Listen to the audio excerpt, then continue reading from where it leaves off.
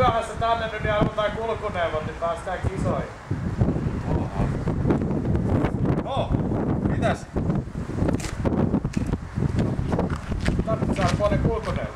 Ota sä ensin! Äkkiä nyt mun väsyy kädet. En mä ota! Mä oon odotellut jo puoli tuntia saatana. Ota sä ensin! Ota sä ensin!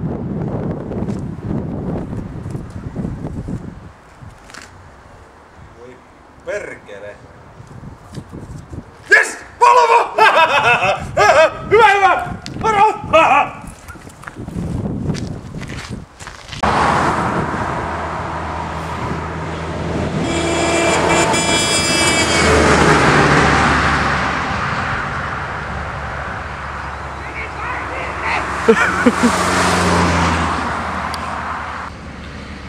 Koska alkaa?